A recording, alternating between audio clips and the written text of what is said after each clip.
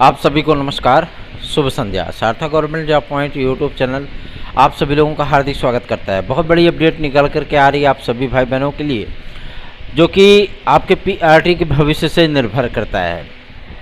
तो वीडियो को आप सभी लोग ज़रूर देखें, क्योंकि इसमें इंडिया पाकिस्तान का मैच आ रहा है। बहुत से विद्यार्थी मैच में मशगूल होंगे, लेकिन कहते नहीं हैं कि जिनको भूख लगती है वही अन्न की कीमत जानते हैं, और जिनको भूख नहीं लगी है उनके सामने चाहे 56 भोग रख दिया जाए, अगर पेट भरा हुआ है तो कोई मतलब नहीं होता है ना।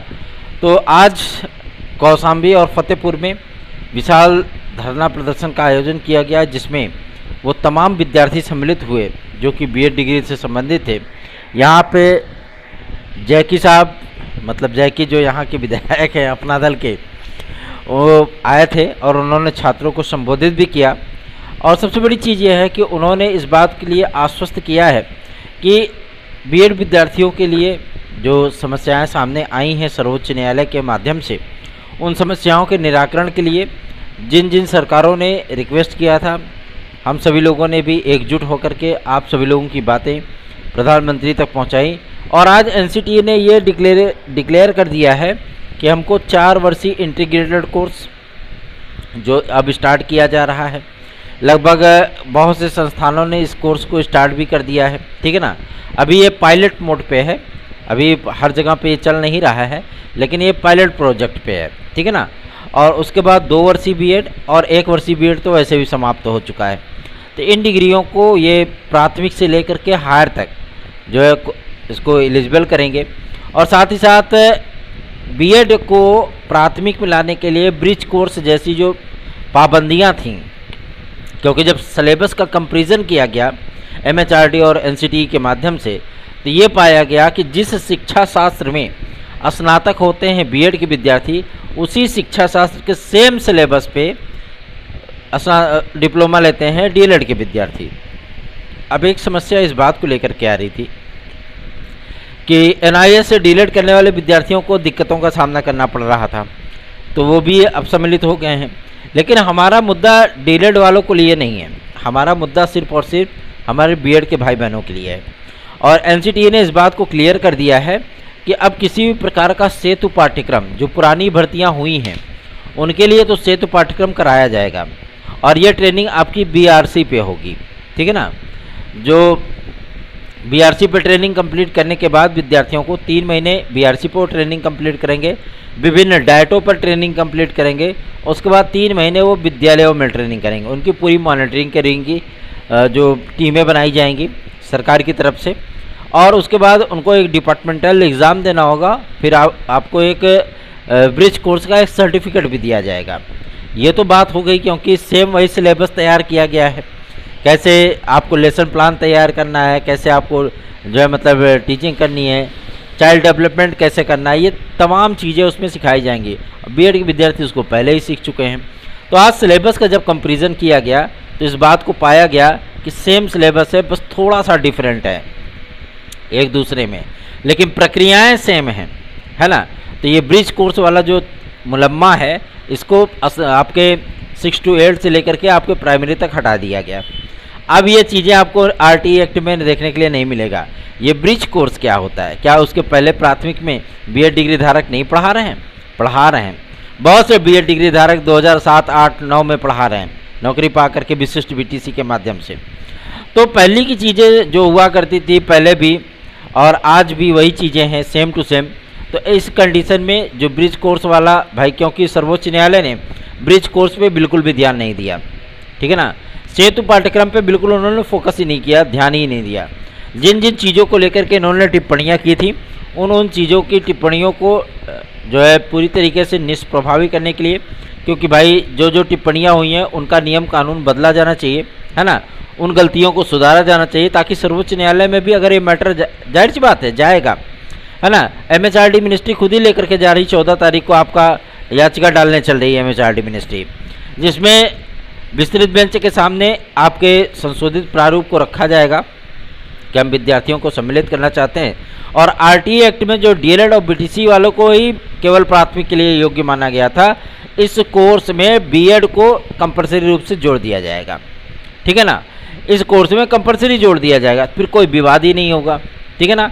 क्योंकि सेंट्रल गवर्नमेंट ने जब आरटीई एक्ट में संशोधन कर दिया तो जाहिर सी बात है सर्वोच्च न्यायालय की विस्तृत बेंच तुरंत उस पर स्टे दे देगी और उस आदेश को तुरंत ही जो है बता दिया जाएगा कि ये आदेश अब कोई मायने नहीं रखता है। तो इन तमाम चीज़ों की तैयारियां हो चुकी हैं और बीएड विद्यार्थियों के लिए जो एनसीटीई ने आज जानकारी दी है, क्योंकि आज एनसीटीई प्रमुख से मिलने के लिए बहुत से विद्यार्थी गए हुए थे और उन्होंने जिस तरीके का आज धरना प्रदर्शन हमारे क्षेत्र में हुआ है, वास्तव में दिल गार्डन हो गया है ना। और विद्यार्थियों की जो मंशा थी, जो पीड़ा उनकी सामने आ रही थी, कोई पैर पकड़ रहा था, कोई नमस्कारी कर रहा था कि भैया आप सभी लोग अगर नहीं होते तो हम लोग कब का मिट गए होते, है ना। आप सभी लोगों का सहयोग परम आवश्यक है, क्योंकि हम लोग जब लाइव स्ट्रीमिंग करें तो आप सभी लोगों का प्यार चाहिए, आशीर्वाद चाहिए। अधिक से अधिक लोगों में वीडियोस को शेयर करिए, चैनल को सब्सक्राइब, वीडियो को लाइक, शेयर, ये 3 कार्य करिए। और जिस तरीके से आप सभी लोग सहयोग करेंगे उसी तीव्र गति से हम लोगों के कार्य भी होंगे, ठीक है ना। आगे बढ़ते हैं, बात करते हैं कि एनसीटीई ने क्या कहा है बीएड के विद्यार्थियों से। एनसीटीई ने इस चीज़ को डिक्लेयर कर दिया है कि हम जो चीज़ें बीएड विद्यार्थियों के हित में कर रहे हैं, क्योंकि ये केंद्र सरकार का पॉलिसी मैटर है और केंद्र सरकार ने इस चीज़ को एक्सेप्ट भी किया है कि हम इनको अपने नीतिगत मामलों के तहत बीएड विद्यार्थियों को सम्मिलित करना चाहते हैं। लेकिन सम्मिलित करना तो चाहते हैं, लेकिन नियम और कानून क्या कहता है। आपने आरटीई एक्ट में संशोधन करने का जो मसौदा तैयार किया है, आप उस आरटीई एक्ट को संशोधित करिए और वो भी संसद के माध्यम से, है ना। कैबिनेट से मंजूरी दीजिए, हम इधर से आपका जो है गाइडलाइन जारी कर देते हैं, बीएड विद्यार्थी वैलिड हो जाएंगे, वो सारी समस्याएं सॉल्व हो जाएंगी। कैबिनेट से उसको करने के बाद विस्तृत बेंच में जाइए। अगर यहाँ पे समय लगता है कि राष्ट्रपति महोदया थोड़ा समय लगेगा, लेकिन वो तो प्रधानमंत्री के हाथों में होता है कि अगर कोई विधेयक को जल्द से जल्द मंजूरी दिलानी है तो इधर संसद से पारित हुआ नहीं कि उधर राष्ट्रपति महोदय के पास भेजे। और ज़्यादा से ज़्यादा 2-3 दिन में कोई होता है कि किसी विधेयक, संशोधित विधेयक या विधेयकों पर राष्ट्रपति की मंजूरी मिल जाती है, ठीक है ना।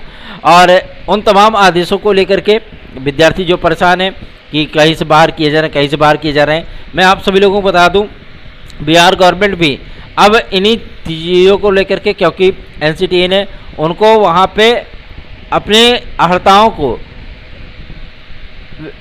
को कम करने के लिए, मतलब उसको डिमोटिवेट करने के लिए उन्होंने निर्देश दे दिया है कि आप अपने यहाँ आहर्ताओं को शिथिल बना सकते हैं 5 वर्ष के लिए। तो 5 वर्ष क्या, बीपीएससी की भर्ती चली रही है, इसमें बीएड विद्यार्थियों को मौका मिल जाए, इससे क्या बेहतरीन चीज़ हो सकती है, ठीक है ना। और इन तमाम प्रक्रियाओं को लेकर के जो कार्य किए जा रहे हैं ना, वो आप लोगों के हित में हैं, ठीक है। हम लोगों को शुरुआती जो जीत मिलनी थी वो जीत मिल चुकी है, लेकिन इस जीत के मदहोशी में हम लोगों को खोना नहीं है, बल्कि इस जीत की मदहोशी में और ज़्यादा बुलंद आवाज़ बना करके हमको संसद के इसी सत्र में ला करके रखना है अपने संशोधित विधेयक को। 3 वर्षीय BEd plus MEd bridge course के साथ वैलिड था, तो ब्रिज कोर्स को हटाया जा रहा है, ठीक है ना, क्योंकि अब ब्रिज कोर्स जैसा कोई चैप्टर होगा ही नहीं, ठीक है। क्योंकि सिलेबस का जब कंपेरिजन एमएचआरडी और एनसीटीई ने कर लिया तो वहाँ पे ब्रिज कोर्स का कोई औचित्य ही नहीं बनता है। इस मामले में शिक्षा विशेषज्ञों से पूछा गया, जो शिक्षा शास्त्री वगैरह हैं उनसे भी पूछा गया और उनके माध्यम से दोनों सिलेबस को कंपेरिजन कराया गया, दिखाया गया कि आखिर बीएड डीएलएड के सिलेबस में क्या जो है कमियाँ रह गई हैं, क्या यहाँ पे शिक्षा शास्त्र अलग पढ़ाया जाता है, वहाँ पे शिक्षा शास्त्र अलग पढ़ाया जाता है। इस पर जो कमेटी, मतलब जो विषय विशेषज्ञों की राय है, शिक्षा शास्त्रियों की राय है, वो एकदम अलग है।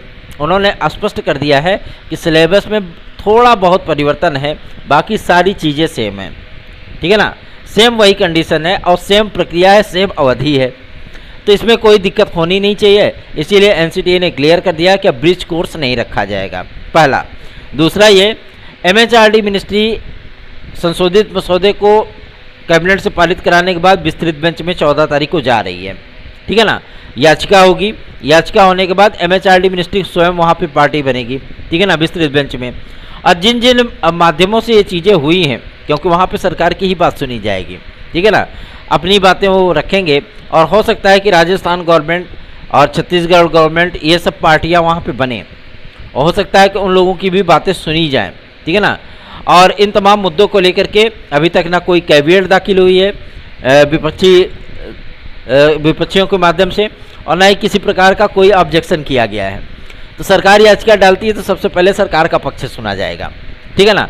और ये संशोधित प्रक्रिया रहेगी, कैबिनेट के माध्यम से रहेगा, ठीक है, और किसी प्रकार का कोई जो है कानूनी व्यवधान नहीं रहेगा।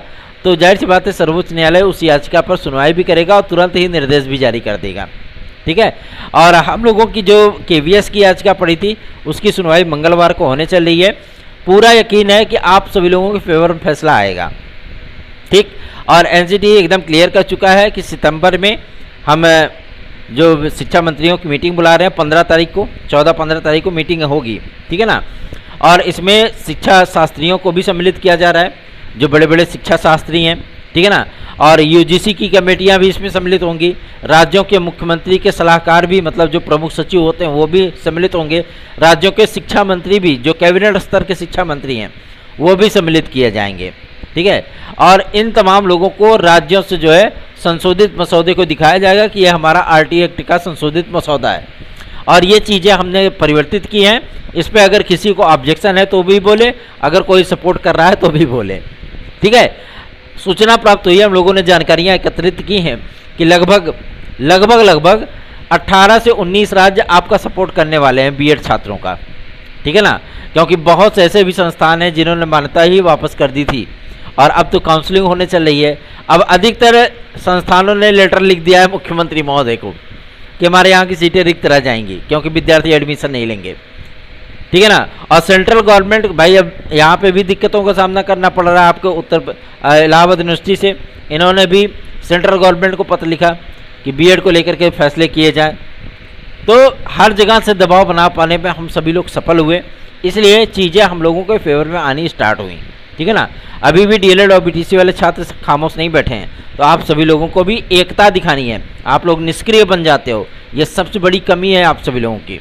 एनसीटी ने आज पॉजिटिव इंटेंट दिया है, इसका लाभ उठाइए, अधिक से अधिक लोगों को शेयर करिए वीडियोस, क्योंकि उनकी चिंताओं का जो समाधान है वो सार्थक government job point YouTube channel के माध्यम से किया जा रहा है, ठीक है ना। हमारी टीमें लगातार अपने चैनलों के माध्यम से लगातार टीम वर्क, लगातार फील्ड वर्क, ये सारी चीज़ें स्टार्ट है। ना तो धरना प्रदर्शन रुका है और ना ही किसी प्रकार का कोई आंदोलन रुका है। हम सभी लोगों के आंदोलन कंटिन्यू चल रहे हैं और जिस तरीके का आंदोलन हम लोग जो है प्लान कर रहे हैं दिल्ली में, वो आंदोलन आखिरी और अंतिम लड़ाई का आंदोलन होगा।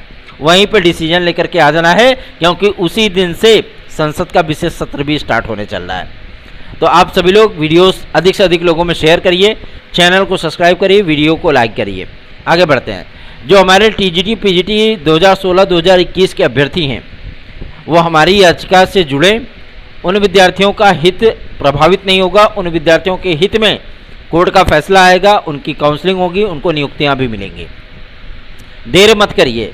और जो विद्यार्थी अपनी मतलब याचिकाओं में सम्मिलित हो चुके हैं, प्रभु लोग अपनी अपनी हियरिंग शुल्क भी जमा कर दीजिए, ठीक है ना।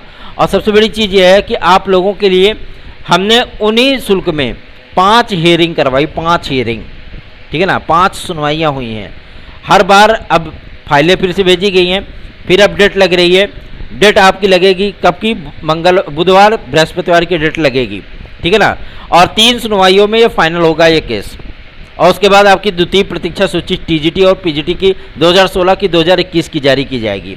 उसमें ये विद्यार्थी भी होंगे जो हाई कोर्ट में याची बने हैं, ठीक है ना। इन विद्यार्थियों का भी लाभ होगा, क्योंकि 69,000 शिक्षक भर्ती में जिस तरीके से नया मोड़ आया कि शिक्षा मित्र पहुंच गए सुप्रीम कोर्ट, तो आप सभी लोगों में बता देना चाहता हूं कि टीजीटी पीजीटी 2016-2021 के विद्यार्थी बेझिझक हमारे साथ जुड़ जाए, हमारी याचिका से जुड़ें, उनका भला अवश्य हो जाएगा। 830-32-72-282 इस व्हाट्सएप नंबर पर आप हमसे संपर्क करके हमारी याचिका से जुड़ सकते हैं। और TGT PGT LTGRC TET CTET TET super TET यूपीट्रिपलएससी डीएसएसबी आदि के नोट्स अगर आपको प्राप्त करने हैं, निश्चित सफलता प्राप्त करने के लिए, तो आप 830-32-72-282 इस व्हाट्सएप नंबर पर हमसे संपर्क कर सकते हैं। एक महत्वपूर्ण सूचना प्राप्त हुई है कि आपके एलटी ग्रेड में, एलटी में जो नॉन बीएड वाले स्टूडेंट हैं कला विषय के, ठीक है ना, उन विद्यार्थियों की नियुक्ति के संबंध में आज जो जानकारी प्राप्त हुई है, क्योंकि आज हम लोगों ने एक अभियान चलाया हुआ था कि सचिव स्तर पे हम लोग वार्ता करें और उस चीज़ को जानने का प्रयत्न करें कि आखिर क्या चीज़ें हो रही हैं। तो ये जो संशोधित नियमावली बनाई जा रही है, संशोधित नियमावली बनने के बाद टीजीटी की अर्हता आपकी आ जाएगी एलटी में, ठीक है ना। लेकिन एक बात मैं आप लोगों को और भी स्पष्ट कर दूं कि टीजीटी की ये अर्हता इस बार विद्यार्थियों को चौंकाने वाला है, ठीक है ना, क्योंकि ये नई अर्हता होगी। और एलटी ग्रेड में जो जिन जिन विद्यार्थियों को लेकर के नियुक्ति की बातें फंस रही हैं, उन विद्यार्थियों की नियुक्तियां जल्द से जल्द हो, इसका प्रयास हम लोगों के माध्यम से अब फिर से शुरू किया जा रहा है। तो आप सभी लोग सपोर्टिंग नेचर के साथ जो है सपोर्ट करिए।